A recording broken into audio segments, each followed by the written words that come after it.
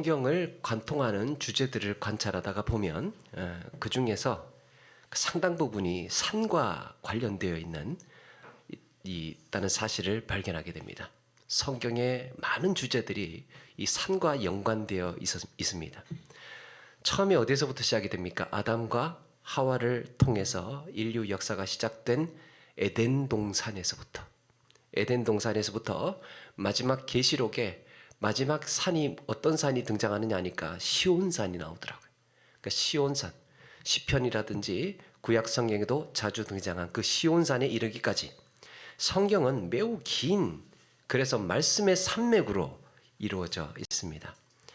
약속의 산맥들로 이루어져 있다고도 할 수 있습니다. 산들이 그렇게 많이 나와요. 하나님은 이 산들을 통해서 구원 역사를 이루시고 산에서 하나님임을 증명도 하시고 산에서 그의 백성들에게 갈 길을 인도하시기도 했습니다. 하나님은 산에서 복을 주시고 약속도 하시고 말씀도 가르쳐 주셨습니다. 산.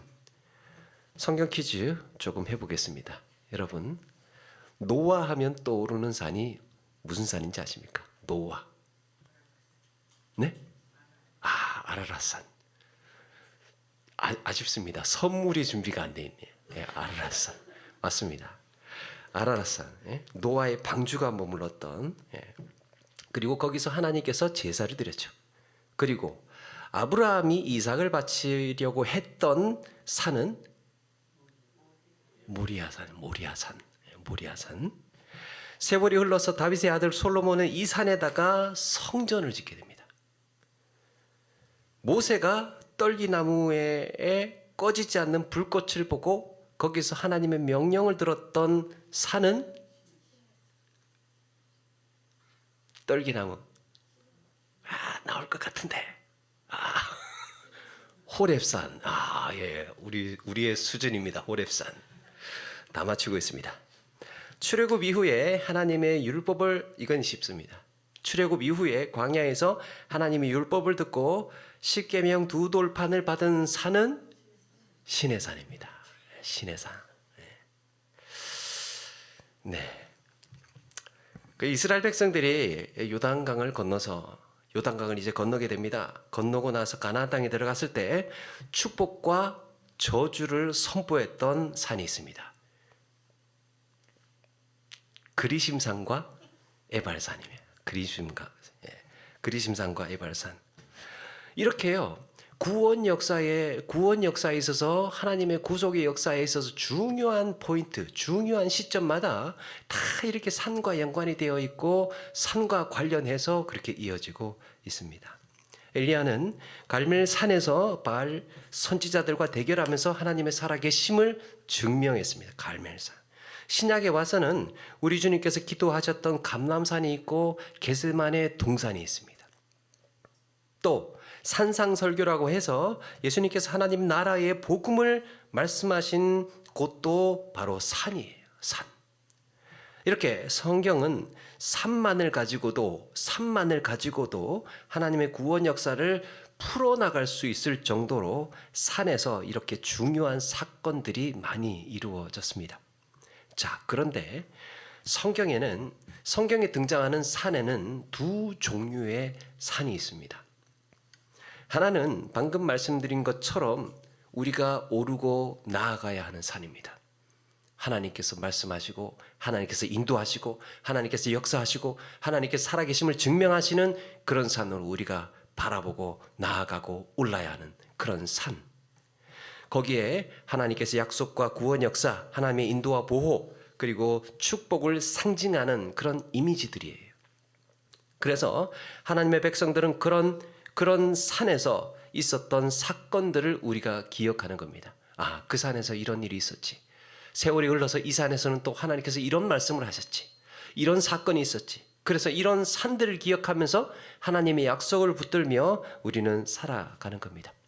그리고 그 산을 바라보면서 마치 산이라는 이미지가 어떻습니까? 산은 기대고 의지하고 싶은 그런 큰 대상이죠. 그런 것처럼 우리가 그런 산을 바라보듯이 하나님을 바라보고 하나님을 의지하고 하나님에 대해서 이런 안정감을 얻는 겁니다. 이렇게 성경은 처음부터 복음의 산맥, 구원의 산맥으로 이루어집니다. 그런데 또 하나가 있습니다. 또 하나의 산은 가로막힌 산이에요. 가로막힌 산. 더 이상 나아갈 수 없는 이 가로막힌 산. 우리 앞에 놓인 산이라고 하면요, 길이 막혔다는 얘기. 우리 앞에 놓인 그 큰 어려움과 문제를 떠올리게 합니다. 정말 산처럼 가로막혀 있습니다. 오늘 우리가 나눠볼 내용이 이겁니다. 산으로 가로막혀서 더 이상 나아가지 못하고 있을 때, 내 삶에 감당할 수 없는 정말 엄청난 산과도 같은, 이런 산과도 같은 시련과 두려움을 우리가 마주했을 때, 과연 우리 주님은 우리에게 무엇을 가르치고 계셨던 걸까? 앞에서 산을 하나님의 약속과 구원과 축복의 산이라고 한다면, 지금 말씀드리는 산은 우리가 하나님께 나아가지 못하도록 방해하는 이런 영적인 세력이라고도 할 수 있습니다. 나아가지 못하는 거예요. 사탄은 우리를 산으로 가로막아 놓고 낙심하고 포기하고 절망하게 합니다. 하나님의 일을 방해하고 건강한 그리스도인으로 살아가지 못하도록 그 자리에 주저앉아 버리게 합니다. 저 큰 산을 내가 어떻게 넘어? 저 큰 산이 가로막혔는데 내가 어떻게 나아갈 수 있어? 그 자리에 털썩 주저앉아 버리게 만들어요. 믿는 자들이 이런 산 앞에 서게 되면 어떤 마음이 들겠습니까? 그 문제의 크기에 압도가 되어서, 야, 이거는 도저히 안 되겠다. 그 문제의 크기에 압도되어서 우리는 이미 포기하게 될 겁니다. 의심에 눌리고 두려움이 몰려오고 산으로 가로막혀서 해결할 수 없고 넘을 수 없다는 이런 낙심에 사로잡히게 됩니다. 오늘 말씀에 예수님의 제자들이 바로 그런 형편에 처해 있습니다. 예수님은 베드로, 야고보, 요한을 데리고 높은 산에 오르셨습니다. 우리가 알고 있는 변화산이라고 하죠. 그리고 그들 앞에서 해와 같이 빛난 얼굴로, 그 옷은 빛난 옷과 같이 그렇게 휘어졌다 그랬습니다. 그곳에서 주님은 모세와 엘리야와 함께 말씀을 나누시고 빛나는 구름에 뒤덮여 있는 그 황홀한 광경이 펼쳐지는 것을 제자들이 보게 됩니다. 베드로, 야고보, 요한은 이 놀라운 천상의 경험을 하고 내려오게 되지요. 그런데 산 아래에 있던 제자들에게, 아래에 있던 제자들에게 난처한 상황이 벌어지고 있었습니다. 극심한 간질로 고통을 받는 아들을 둔 아버지가 제자들에게 그 아들을 데리고 왔습니다. 이 아들은 오늘 말씀 보니까 사실은 귀신 들려서 물불을 가리지 못하고 뛰어들어가고 자기를 통제하지 못하고 있었습니다. 아버지는 예수님에게로 가면 아들이 나을 수 있을 거라는 것을 알고 데리고 왔는데, 정작 예수님은 산에 오르셨고 산 밑에는 제자들만 있었던 거예요. 그런데 제자들은 이 아이의 간질을 고치지 못하고 쩔쩔매고 있었던 겁니다. 야, 어쩌지? 예수님도 안 계시는데 다음에 오라고 할까? 야, 그래도 어렵게 왔는데 뭐라도 좀 해봐야지 우리가. 나 고쳐본 적 없는데. 그러면서 막 서로 눈치 보고 등 떠밀고, 야, 네가 해봐. 막 그러면서 안절부절 못하고 있었던 겁니다. 그렇게 예수님의 제자로서 굴욕을 당하고 있던 시간이었습니다. 마침 예수님께서 산을 내려오시자 그 아버지가 예수님께 달려가서 지금까지 있었던 사정을 예수님께 이야기를 합니다. 예수님은 간질로 고통받는 아들을 고치지 못한 제자들에게 이렇게 말씀하십니다. 17절에 보니까 믿음이 없고 패역한 세대여, 내가 얼마나 너희와 함께 있으며 얼마나 너희에게 참으리요, 그를 이리로 데려오라. 예수님은 그 아이에게 있는 귀신을 꾸짖으시고 떠나가게 하시고 아이는 회복이 됩니다. 이게 무엇을 의미합니까? 예수님의 제자들 역시 충분히 귀신을 쫓아낼 수 있었다는 말입니다. 그들이 가고 나서 제자들이 예수님께 조용히 묻습니다. 우리는 어째서 쫓아내지 못했습니까? 어째서 쫓아내지 못했습니까? 그러니까 예수님께서 뭐라고 하십니까? 너희 믿음이 작은 까닭이니라. 믿음이 작아서 귀신을 쫓아내지 못했답니다. 작아서 믿음이. 그런데 여러분, 이어지는 말씀에 이렇게 말씀하고 있습니다. 만일 너희가 믿음이 겨자씨 한 알만큼만 있어도 이 산을 명하여 여기서 저기로 옮겨라 하면 옮겨질 것이요 또 너희가 못할 일이 없으리라. 아니, 겨자씨 한 알만큼의 믿음만 있어도 산을 옮길 정도의 매우 막강한 능력을 일으킬 수 있다고 말씀합니다. 아니, 겨자씨 한 알만큼의 믿음이라면 그 작은 믿음 아닙니까? 겨자씨 한 알만큼의 믿음, 작은 믿음 아닙니까? 방금 전에는 믿음이 작아서 귀신을 쫓아내지 못했다고 하셨는데, 아니 지금은 작은 믿음만 있어도 충분하다고 하시는 거예요. 이게 도대체 무슨 말씀인가? 예수님께서 앞에 믿음이 작다, 믿음이 작아서 작은 영혼이라 라고 했을 때 그 작다에 쓰이는 헬라어 단어는요, 적다라는 뜻의 올리고스와 믿음이라는 뜻의 피스티스의 합성어입니다. 적다라는 뜻의 올리고스. 그래서 올리고피스토스라는 말입니다. 믿음이 작다, 작은 믿음.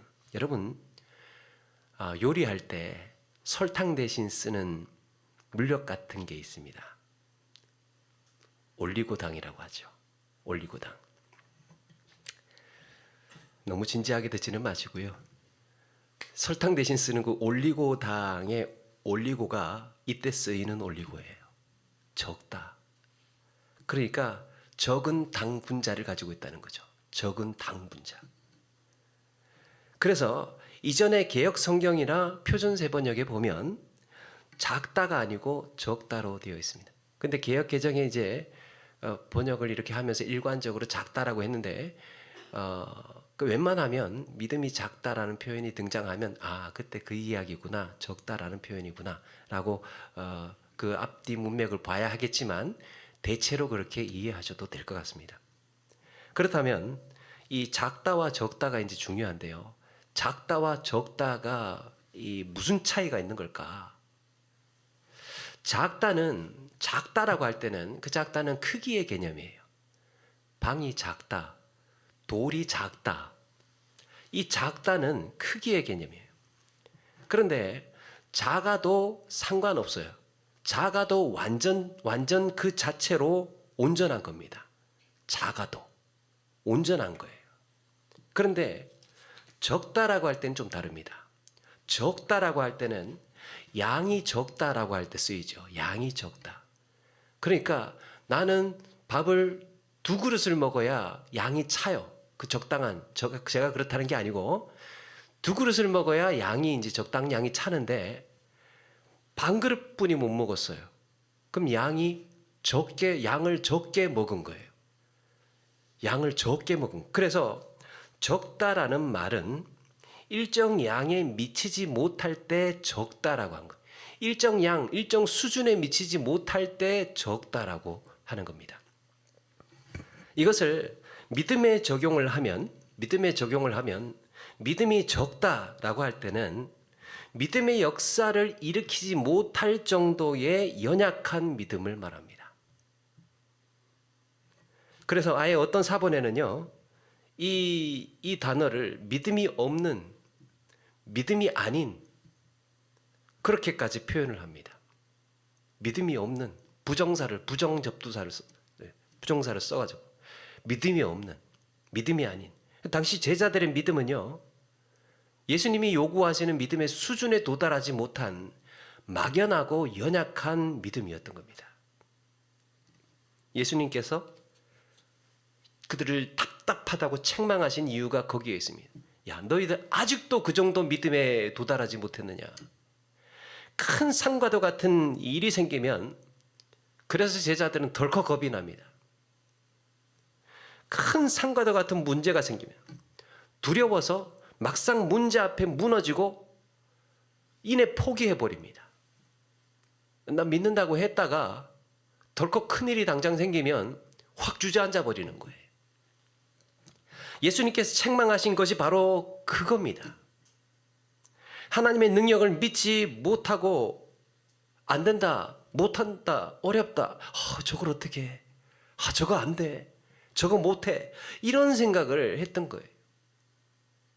제자들은 간질로 고통받는 아이에게서 귀신을 쫓아내주고 싶었을 겁니다.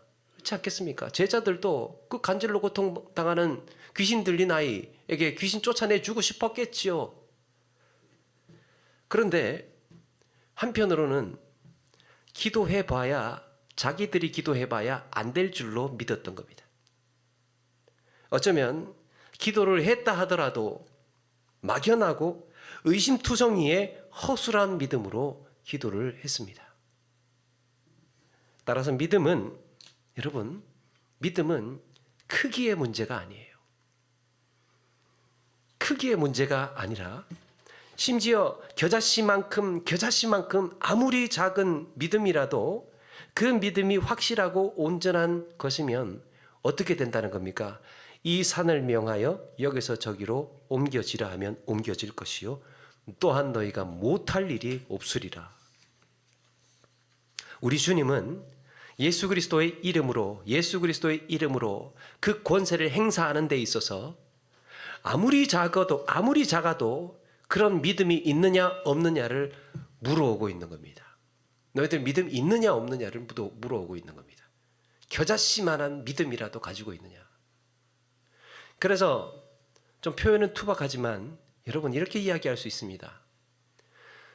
믿을 거면 믿고, 믿을 거면 확실히 믿고, 덜 믿을 거면 안 믿는 것과 크게 차이가 없다. 덜 믿을 거면. 여러분, 믿는다는 건 그런 거예요. 믿으면 거기에 의심을 용납하지 않고 내 온 인생을 다 던질 수 있어야 합니다. 믿는 겁니다. 내가 하나님을 믿었다면, 말씀을 믿는다면 거기에 티끌만큼 먼지 같은 그런 의심도 하지 않고 내 몸을 던지고 내 인생을 던지는 거예요. 아멘입니까? 우리 그런 믿음 있기를 소망합니다. 믿을 거면 믿는 것이에요. 덜 믿으면 안 믿는 것과 크게 차이가 나지 않습니다. 왜 그렇습니까? 평소에는 믿는다고 외쳐요. 아무 일 없을 때는 정말 확실하게 믿는다고 이야기를 합니다. 믿어. 그런데 사고가 터져요. 문제가 생깁니다. 큰 산과도 같은 어려운 큰 시련이 나에게 닥칩니다. 그러면 확 주저앉아 버려요. 원래 내가 쓰던 방법대로 해볼까? 내 인간적인 방법 내가 좀 준비해둔 거 그걸로 좀 해볼까? 이렇게 나온다는 거예요. 그러니까 거기에 내 인생을 던지지를 못해요. 베드로가 물 위를 걸을 때 그가 걸을 수 있었던 것은 예수님께서 물 위를 걷게 하실 수 있다는 믿음, 걷게 하실 수 있다는 믿음의 결과였습니다. 그러니까 물 위라도 그렇게 걷는 것 아닙니까? 그런데 베드로는 이내 불어오는 바람을 보고 두려움을 느꼈습니다. 그 두려움을 느꼈다는 말이 뭡니까? 이러다가 내가 혹시 빠질지도 모르겠다. 그렇게 의심의 물이 튕긴 겁니다. 그래서 물에 빠지지 않았습니까? 여기서 이 산을 명하여 여기서 저리로 옮겨지라라고 할 때 우리에게 허락하신 그 명령은 믿음의 명령이에요. 주님은 우리에게 그런 명령을 하라고 권한을 주셨습니다. 이런 믿음의 명령은 예수님께서 모본을 보여줬는데요. 예수님은 갈릴리 가나에서 하인들에게 물을 항아리에 가득 채우라고 명령하셨습니다. 그리고 그걸 갖다 주라고 명령하셨습니다. 그 물을 떠서 갖다 주니까 그 물이 포도주가 되어서 잔에 채워지고 있었습니다. 문둥병자에게는 깨끗해져라 명령하고 있었습니다. 눈먼 자에게는, 듣지 못하는 자에게는 열려라 라고 명령하셨습니다. 열려라. 중풍병자에게는 일어나라, 죽은 나사로에게는 나사로야 나오너라 라고 명령하셨습니다. 뿐만 아니라 귀신들이 예수님의 명령에 쫓겨나고 풍랑에게 명하실 때 풍랑도 잠잠해졌습니다. 아니, 그건 예수님이니까 명령할 수 있는 거 아니냐? 예수님이니까 명령할 수 있는 것이지 우리가 어떻게 그런 명령을 한다는 건가? 감히. 여러분, 이것은 사도행전에서 제자들을 보게 되면 이런 믿음의 명령이 우리에게도 허락되었다는 것을 알 수 있습니다. 성전 미문에서 베드로와 요한은 안진뱅이에게 나사렛 예수 그리스도의 이름으로 일어나 걸으라고 명령했습니다. 사도행전 9장 요바에 다비다라고 하는 여제자가 있었는데 병들어 죽고 말았습니다. 사람들이 베드로를 찾아가서 다비다가 죽었다고 이야기를 하고 좀 오라고 이야기를 합니다.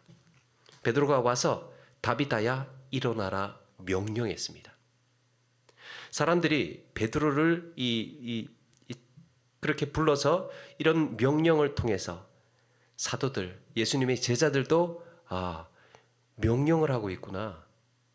바울은 박수 엘루마라고 한 엘루마에게 네가 소경이 되리라라고 명령합니다. 빌립보에서 귀신 들린 소녀에게 예수 그리스도의 이름으로 내가 네게 명하노니 그에게서 나오라 명령했습니다. 여러분, 이게 참 지금은 잘 보이지를 않는 것 같아요. 나사렛 예수 그리스도의 이름으로 명하노니 그러면서 선포하는 것 말이에요. 예전에는 조금 간간히 들었던 것 같은데 언제부턴가 이게 좀 사라져 가고 있지 않은가. 예수 그리스도의 이름으로 명하는 것. 사실 그게 성경에 이렇게 근거합니다. 그렇다면 믿음의 명령은 그런 게 있었냐? 그러면 내가 믿음의 명령은 필요할 때, 내가 원할 때 도깨비 방망이처럼 예수 그리스도의 이름으로 이렇게 명하면 그 기적이 일어난다는 얘기인가? 기도는 하지 않고 이런 믿음의 명령으로 할지어다 막 이렇게 하면 능력이 나타날 수 있다는 말인가? 믿음의 명령은 꾸준한 기도에서 자연스럽게 나오는 것이라고 합니다. 그러니까 평소에 내가 기도하는 기도의 삶, 기도의 생활, 이게 기도의 삶이 어느 정도 체질화되고 젖어 있고 습관이 되어 있는 상태에서 터져 나오는 자연스럽게 믿음의 선포로 예수 그리스도의 이름으로 명하는 복음의 내용을 확실히 알고 그리스도의 능력을 믿는 가운데 일어나는 믿음의 선포예요. 그런데 사도행전 19장에 에베소에서 마술을 하는 이 스게와의 아들들이 바울이 안수하고 능력을 행하는 것을 보고 그걸 보고 뭐라고 하는 걸 가만히 들어보니까 막 예수의 이름으로 막 뭐라고 하는 것 같아요. 그래서 야, 저거 신통하다. 예수의 이름으로 뭐라고 하면 뭐가 되는가 보구나. 그래서 이 스게와의 아들들이 마술하는 아들들이 주문인 줄 알고 예수의 이름으로 막 이러면서 이제 선포를 하니까 귀신 들린 자가 어떻게 반응을 합니까? 예수도 알고 바울도 알거니와 너희는 누구냐? 그러면서 악귀 들린 사람이 갑자기 뛰어올라서 그들을 제압해 버립니다. 그날 그들은 옷도 찢어지고 발가벗겨지고 거품 물고 도망해 버렸습니다. 완전히 망신을 당해 버렸어요. 그리고 이것은 길게 기도할 수 없는 위급한 상황에서 예수의 이름으로 순간적으로 부를 수밖에 없는 경우에 이런 믿음의 명령을 하게 됩니다. 급한데 어려운 일이 갑자기 생겼을 때, 특별히 성경에서 믿음의 명령이 일어난 상황들을 종합해 보니까요, 몇 가지 공통점이 있습니다. 몇 가지 공통점. 하나는 하나님의 영광이 위기에 몰렸을 때, 또 하나는 살아계신 하나님을 증명해야 할 때, 다른 하나는 나를 가로막고 서 있는 영적인 세력을 지금 당장 바로 대적해야 될 때, 특별히 우리를 가로막고 있는 큰 산은 대개 사탄의 활동인 경우가 많습니다. 우리를 가로막고 있는 것, 진리를 변질시키고 의심하게 만들고 주저앉게 만들고 낙심하게 하고 절망하게 하는 이 모든 일들이 사탄이 하는 일들이에요. 그래서 믿음의 명령은 사탄의 세력을 물리칠 때 주로 쓰입니다. 사탄의 세력을 물리칠 때. 예수 그리스도의 이름으로 명하노니 악한 세력은 떠나갈지어다. 이런 선포, 이런 믿음의 명령 우리에게 하라고 주신 거예요. 그렇다면 사탄이 가로막고 있는 큰 산 앞에서 우리는 어떤 태도를 가져야 할까? 어떤 마음가짐, 태도를 가져야 할까? 말씀과 기도로 늘 내가 하나님의 자녀라는 의식을 가지고 있어야 합니다. 내가 누구인지, 내가 어디에 속해 있는지가 분명해야 하나님께서 하시는 일에 의심하지 않을 수 있고 그 능력을 믿을 수 있습니다. 여러분, 우리 주님은 이미 십자가와 부활 승천으로 사망의 권세를 이기고 승리하신 분인 줄로 믿습니다. 이기신 분이에요. 우리는 우리의 상대를 알아야 합니다. 우리의 상대는요, 이미 패배한 상대예요. 패배한 사탄을 상대하고 있는 겁니다. 이미 진 상대예요. 우리의 믿음은 이런 승리를 확인하게 하는 겁니다. 믿음이 있으면 승리를 확인하고 승리를 그 승리의 자리에서 그걸 확인하는 겁니다. 그래서 놀라거나 두려워하거나 주저할 것이 아니라 담대하게 예수 그리스도의 이름으로 명령할 수 있어야 할 줄로 믿습니다. 제 방송 보시지 않았습니까? 제 방송 처음 드라마를 보면 정말 이 일이 어떻게 이루어질지가 조마조마하고 가슴 졸이고 정말 저 일이 어떻게 될까 막 두렵고 불안합니다. 그런데 제 방송을 보면 아주 긴장되는 상황이 있다고 하더라도 우리는 알고 있습니다. 저거는 오늘 저렇게 됐어. 그 결과 나는 알고 있어. 그러니까 마음이 편안한 거예요. 우리가 사탄을 대적할 때의 태도가 그런 거예요.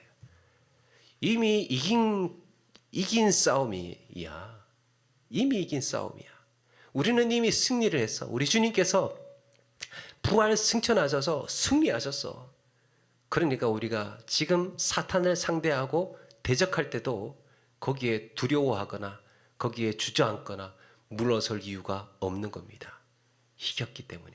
아무리 크게 겁을 주고 아무리 속이고 아무리 거짓으로 다가온다고 해도 거기에 우리가 무너지거나 흔들리거나 좌절할 필요가 없는 겁니다.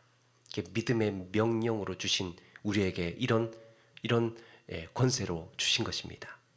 우리가 하나님의 약속의 산에 올라서 있는 것과 같아요. 하나님의 말씀의 산, 승리의 산에 올라서 있는 것과 같습니다. 그리스도의 이름으로 하나님의 은혜의 산에 올라 있다면 여러분, 우리를 가로막고 있는 산들은요, 어디에 있겠습니까? 저 아래에 있는 거예요. 저 아래. 은혜의 산에, 말씀의 산에 올라 있으면 저 아래에 내려다보고 있는 겁니다. 우리 앞에 믿음이 없이 우리 앞에 이 가로막혀 있는 산들을 보게 되면 어떻게 저렇게 크냐, 어떻게 내가 저걸 넘어가냐, 그렇게 생각할 수 있지만 하나님의 말씀의 산에, 승리의 산에, 하나님의 약속의 산에 우리가 당당히 주님과 함께 떳떳이 올라서 있으면 우리 앞에 크게 보였던 산들이요, 저렇게 작게 보이는 겁니다. 우리의 기도의 삶에서 우리는 이미 주님과 함께 구원과 승리의 산에 올라 있음을 기억하시고 믿음의 명령으로 담대하게 살아가야 할 줄로 믿습니다. 우리의 삶의 모든 문제들을 예수 그리스도의 이름으로 선포하고 가로막혀 있는 것들을 떠나가게 하고 이겨 나아가는 저와 여러분 되기를 주의 이름으로 축원합니다.